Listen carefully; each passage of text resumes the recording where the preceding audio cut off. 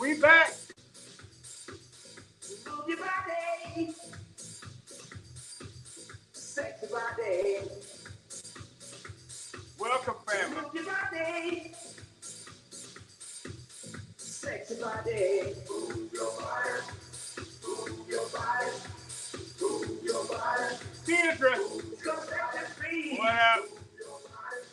Robert. It's gonna set you free. Come on, Lori. It's gonna set you free. Move your body. Move your body. Move your body. Don. Move your body. Move your body. Move your body.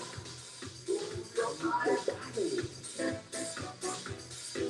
Sexy body. Ah, yeah. Shake your body.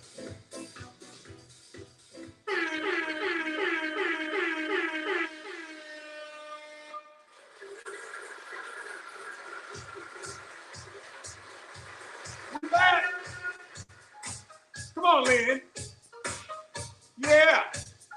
Lisa. Oh, you got your funky bus there. Double Dutch bus coming down the street. Moving dirty legs, so kind of stuff on your beach. Get on the bus. Come on. Pay your fare and tell the driver that you're going to a double Dutch affair. Be my old when I'm young. Kim. Here comes the double Dutch buses on the street. You better off to move your bus fare, trans fare. That's the way my money makes it.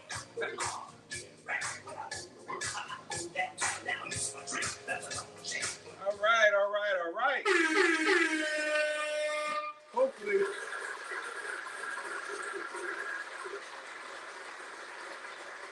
Imani, good morning, everybody. Hopefully, well, YouTube will snatch it down with the music, but hopefully, you know what I'm saying? Sheridan, allergies, baby. I feel you. Whew. Have you ever heard our new intro? Me and Allison still do our little radio show on the digital platform. Here's our intro. And now, this is truly the moment we've all been waiting for. It's time! Introducing. Oh, man. What's going on, family? How we doing?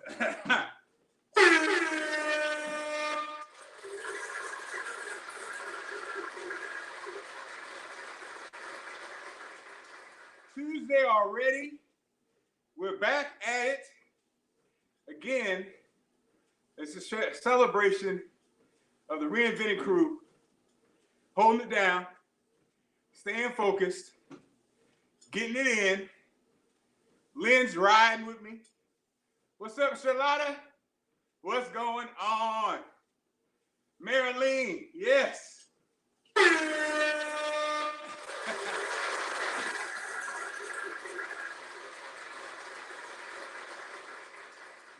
Everybody, again, I jotted down my little words today. Renewed, refreshed, and reinvigorated. Renewed, refreshed, and reinvigorated. Ha ha. What's up, D? Again, appreciate everybody holding it down. We're on this journey. A couple of my observations. Uh-oh. What's up, cuz? Little sore? Yes. Little sore, gonna get it done. Yesterday, I hopped out there. I should have chilled. Later on in the day, I was dehydrated. I didn't get that water in. So it is, always monitoring our bodies, getting that sleep, taking care of those allergies, Sheridan, getting in that water, watching that salt intake. It's interesting. It's like it's like maintaining the car, right? Hold on, let me plug this in before I lose power. But I was a couple things I jotted down since I was,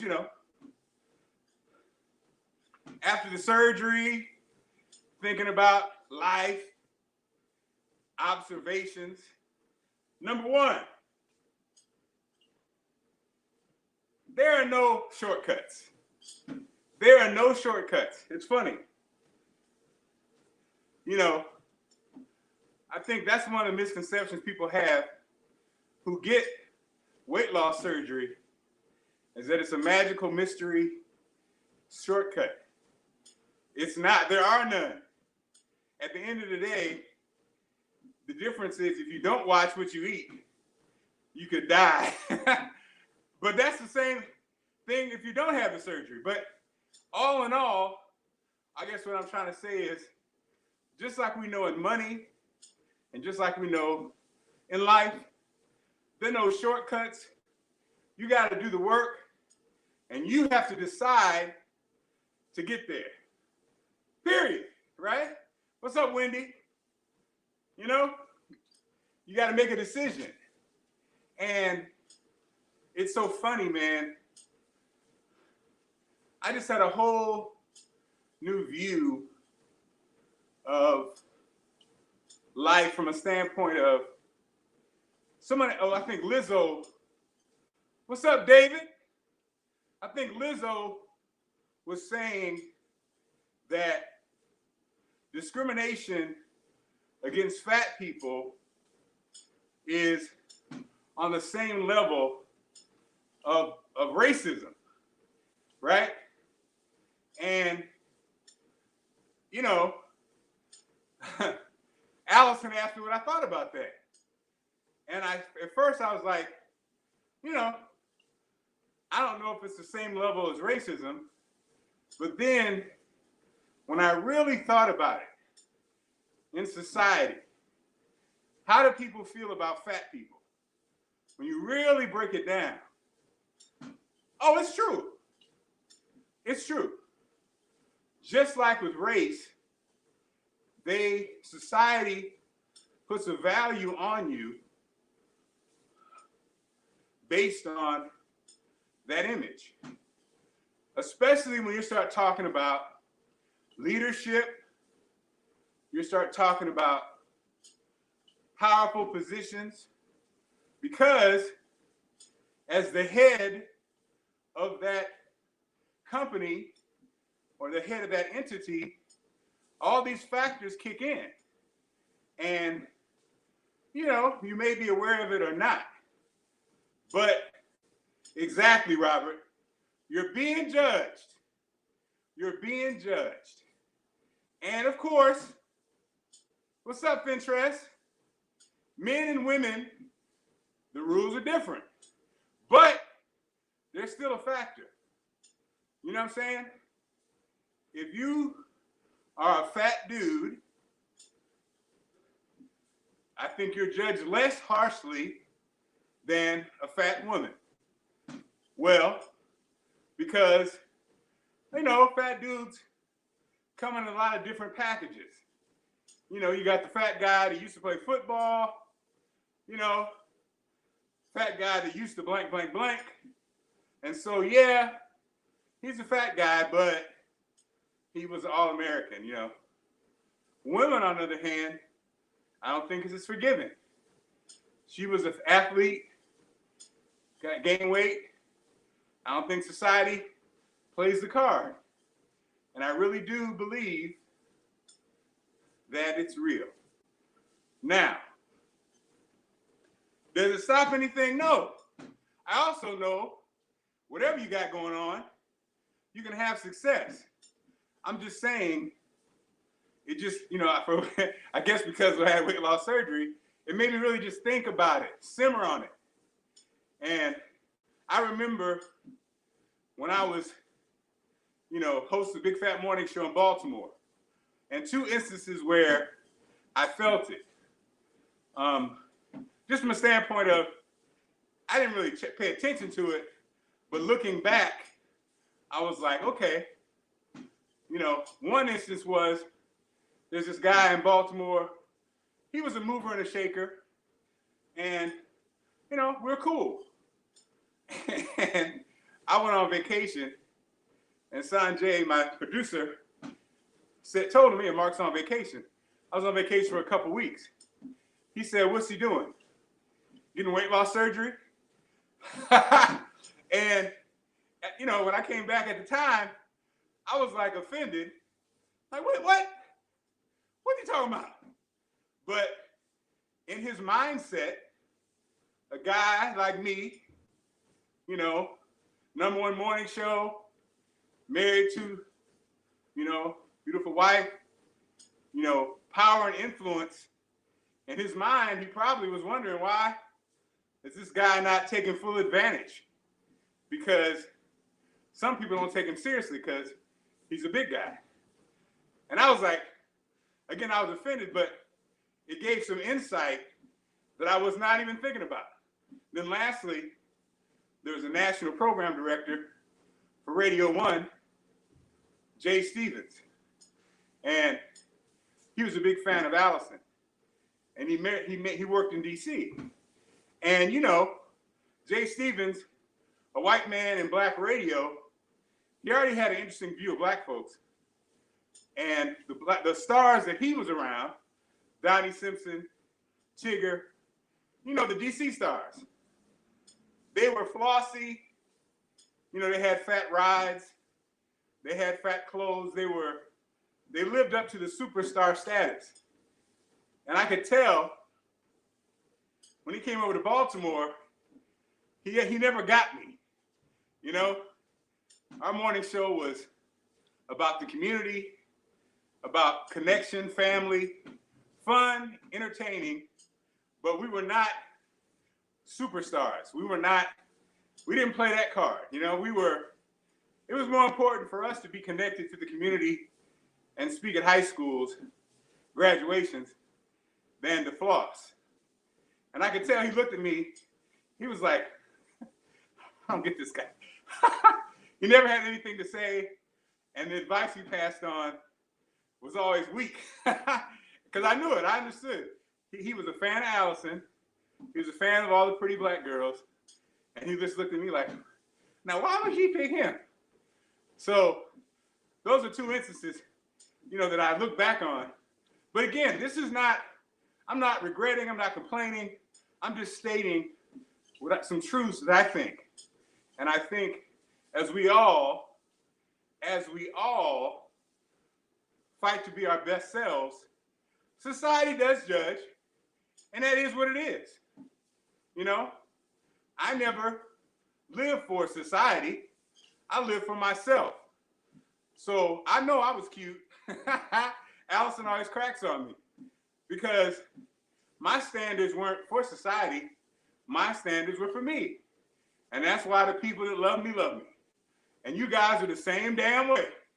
We too grown to be worried about what society thinks, but we can't be naive and not understand it's a factor.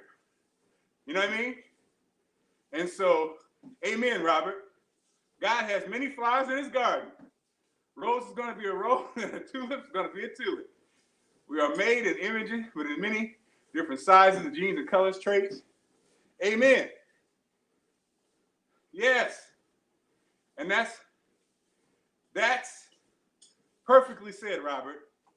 And again, what's up, Kevin? Again, Robert, perfectly said. I wasn't making that point to say, we all have to be skinny and we all got to be worried about it. I really wasn't.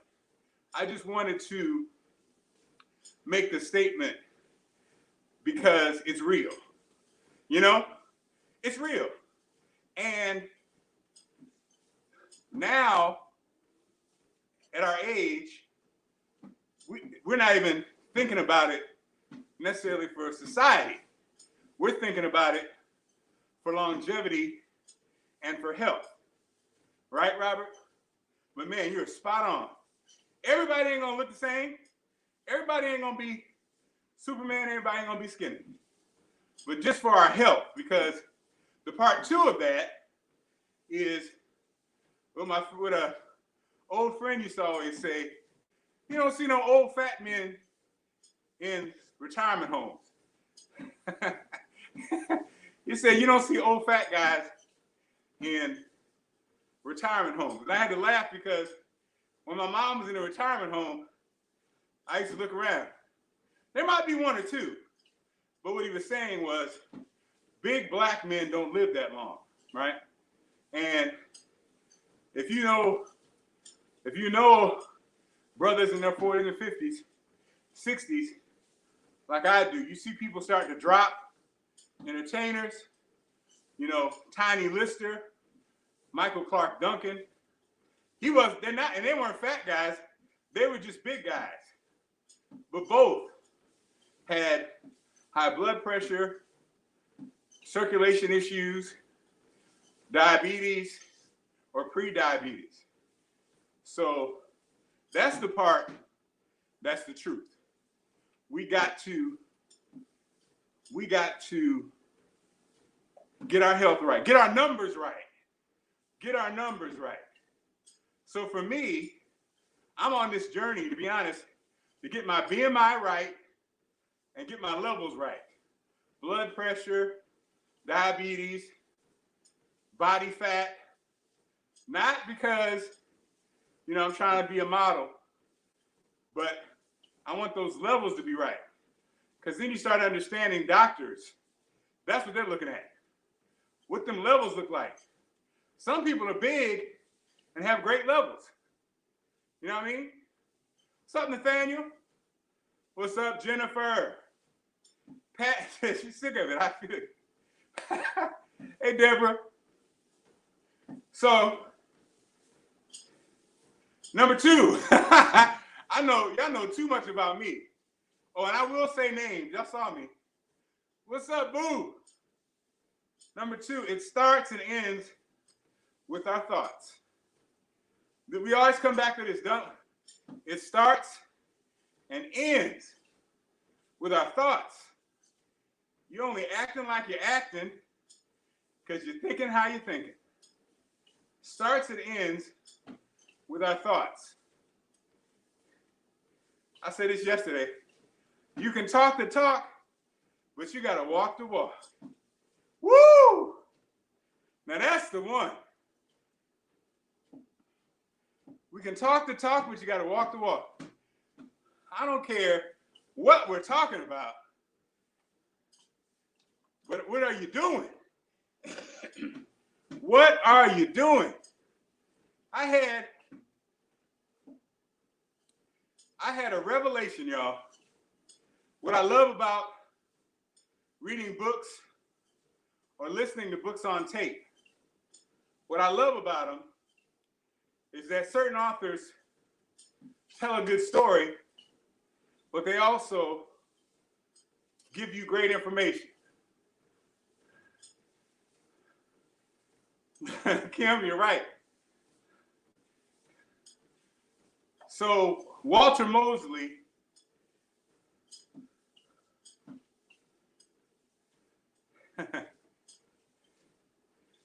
okay, when you fix my picture, awesome. Send it to me.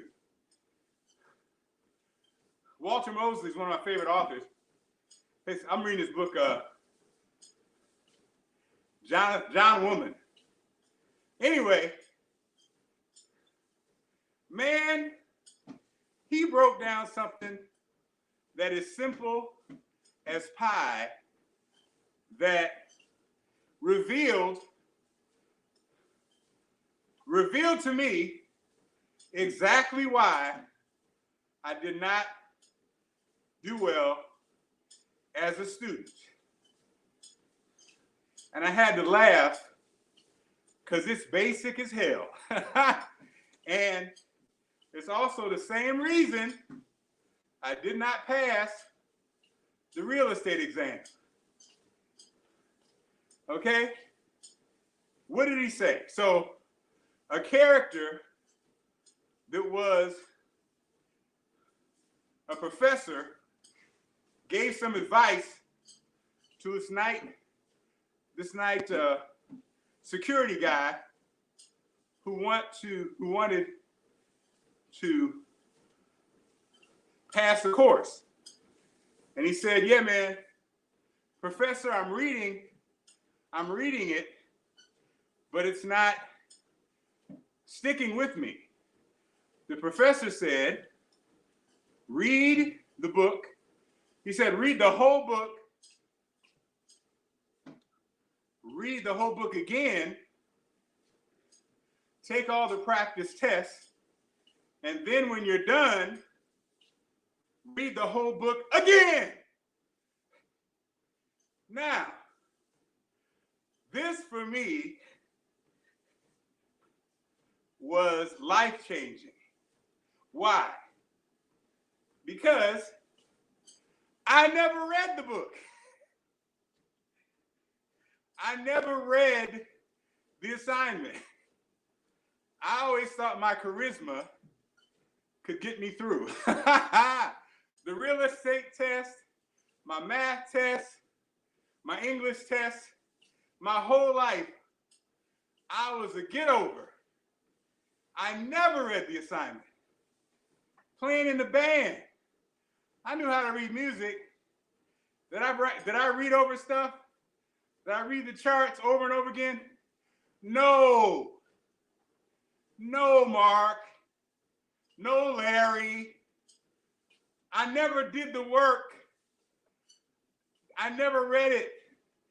Not only read it once and then go back and read it again.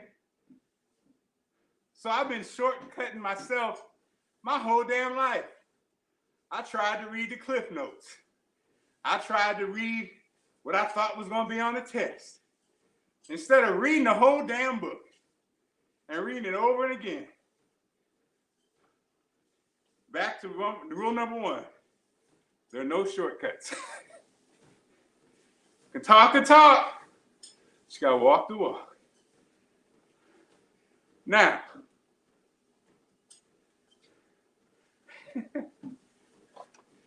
I asked a friend about that, about me. I said, man, you know me since I was in my 20s. You saw me gain weight, lose weight, gain weight, and lose weight. I said, why do you think I never just stopped, got rocked up, and stayed? He said, and this is one of my closest friends. He said, because Mark, you don't like boundaries. He said, you don't like to be told what to do, and you don't like boundaries. He said it's not a bad thing, but that's what his take was. And what that means is what? I wasn't as disciplined. You know, I lived my life very much like a Gemini, very, what's the word? Where you live enjoyment. You know what I mean? You go for the feel good. What's the word, y'all? Usually it's people who party a lot, but he said he said you don't like boundaries. But it was great because back to number one. There are no shortcuts. All right. Lastly, sometimes it's hard to see your bad habits. Sometimes it's hard to see your bad habits, right? Other people can see them. Sometimes you can't. Pinterest. I love that. No two snowflakes. No two individuals. Yes.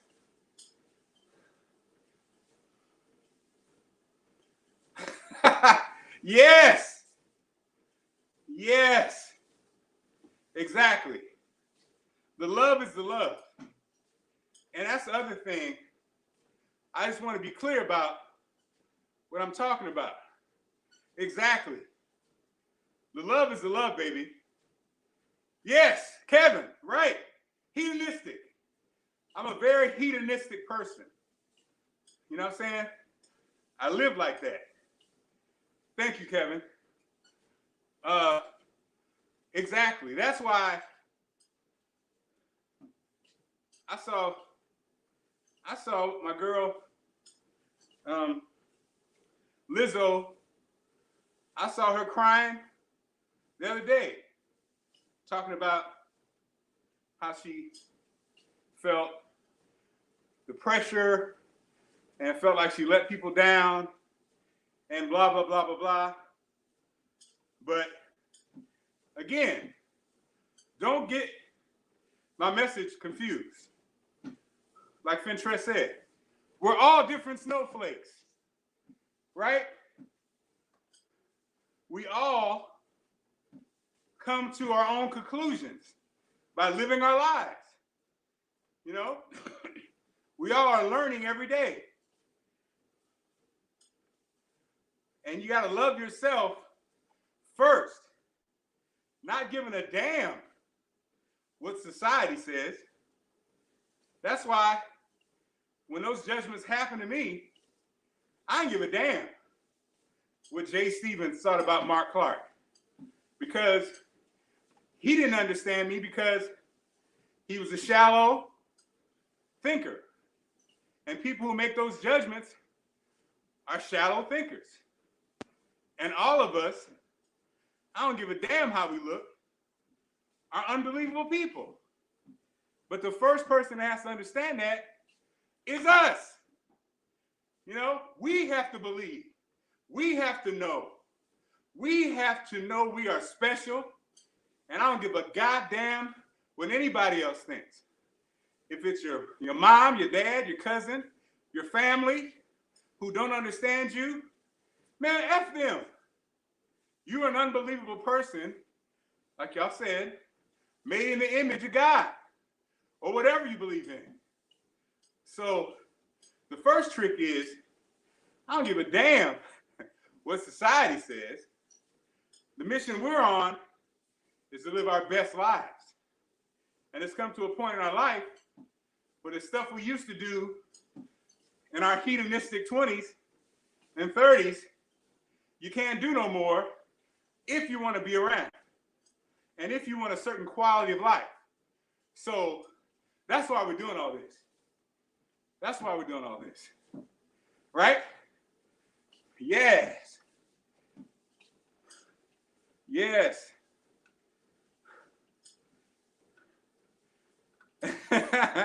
Yes, B. You know it. Yes. But there ain't no shortcuts. And the crazy part is, isn't that so crazy? Read the book, do the test. Read it again.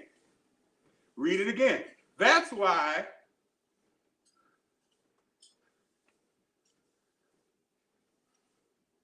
I don't give a damn. Yes. That's right, Pat.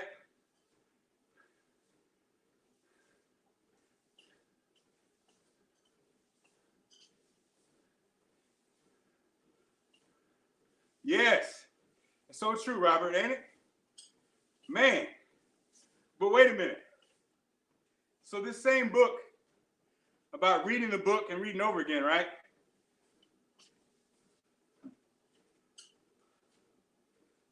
Then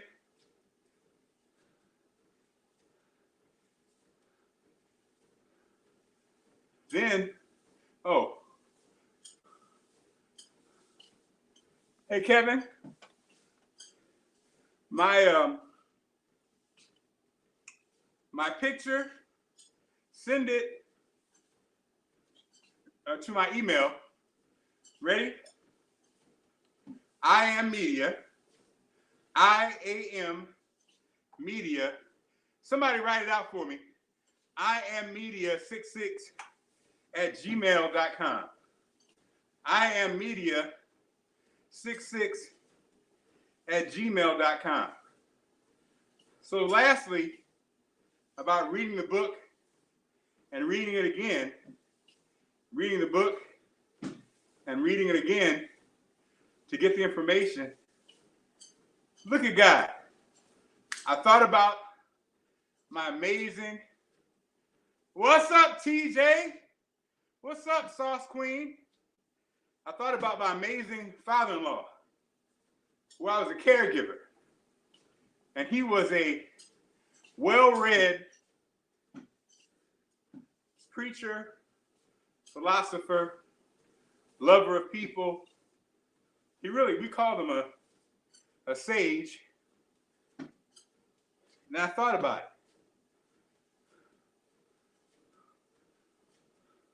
Yep, IamMedia66@gmail.com. Thanks, Lori, my father-in-law, in our back room with a magnifying glass, reading that Bible. Reading that Bible, y'all. Now, he's read this Bible since he was, 12? He read the book, but he kept reading it. Come on now. I got it. Message, I got it. He knows the Bible. Why is he reading it all the time? He's getting ready. He's confirming. He learned that you could always learn more. And he did that not just with the Bible, his favorite books. Dad had his favorite books. He kept reading them. Because there's always more to learn. And that's what I've denied myself. Not anymore, I got it. All right, family. Y'all got me preaching today. I am tired as hell. Let's go get this day. Wednesday is coming. Midweek.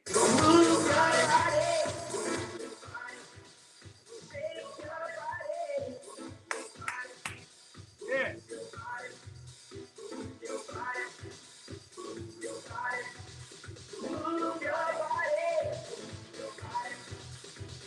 All right, y'all. Let's get on tomorrow. Edward.